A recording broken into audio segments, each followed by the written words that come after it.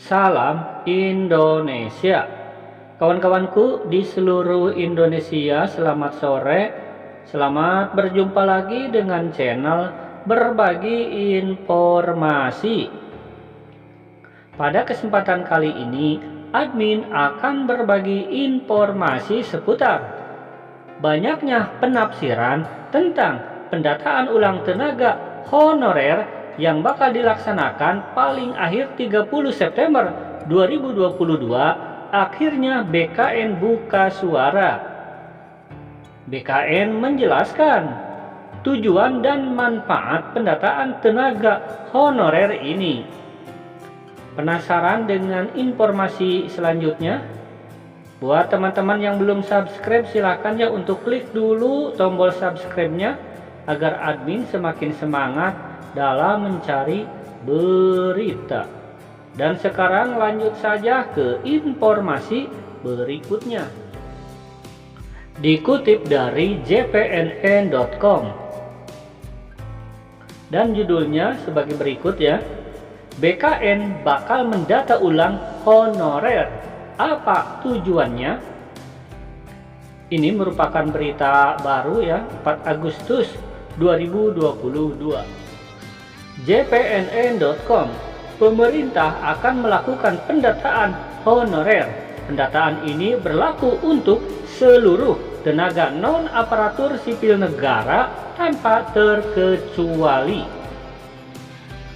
Dalam surat edaran Menpan RB nomor B/ISII/IM SM.01.00/2022 tertanggal 22 Juli yang ditandatangani pelaksana tugas Menpan RB Mahfud MD, itu memandatkan Badan Kepegawaian Negara BKN menyiapkan sistem aplikasi pendataan honorer. Jadi sekarang ya, BKN ini sedang membuat aplikasi untuk mendata tenaga honorer di instansi pemerintah. Dan diperkirakan 2 atau 3 minggu ya bakal selesai, sehingga nanti aplikasinya bisa digunakan. Selain itu, semua data hasil pemetaan instansi pusat dan daerah harus dilaporkan ke BKN paling lambat 30 September 2022. Dan di sini dijelaskan ya, dalam lampiran tersebut ini terdapat 2 lampiran. Untuk lampiran pertama ini adalah daftar nama tenaga non ASN di lingkungan instansi pemerintah.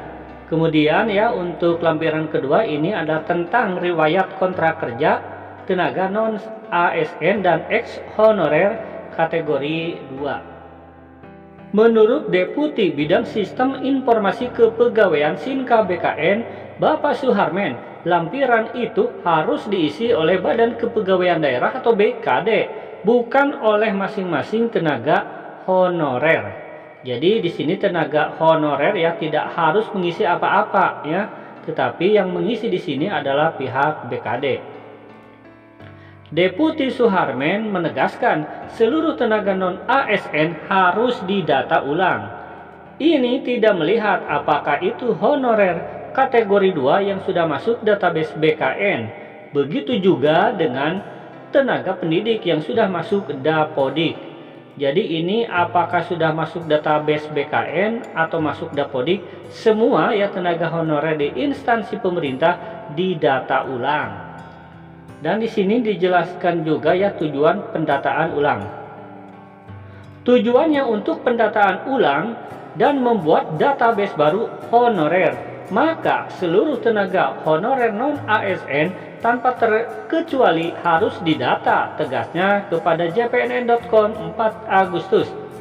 Jadi tujuannya adalah untuk membuat database baru khusus tenaga honorer. Ini adalah tujuan pendataan tenaga honorer ini ya. Kemudian manfaatnya apa? Nih di sini dijelaskan ya. Dia melanjutkan bagaimana bisa mengambil kebijakan penyelesaian tenaga honorer kalau datanya belum valid. Namanya database, semua hasil pendataan honorer tersebut akan dikunci BKN sehingga honorer baru tidak bisa masuk lagi. Nah, ini manfaatnya adalah untuk melahirkan kebijakan baru ya tentang penyelesaian tenaga honorer yang akan diberlakukan 28 November 2023. Nah, jadi sekarang ya ini tujuan daripada pendataan ulang tenaga honorer ini adalah untuk melahirkan kebijakan baru ya. Kan semua tenaga honorer di sini didata. Nanti honorer mana yang masuk kriteria, kemudian honorer mana yang tidak masuk kriteria, kemudian bagaimana solusinya.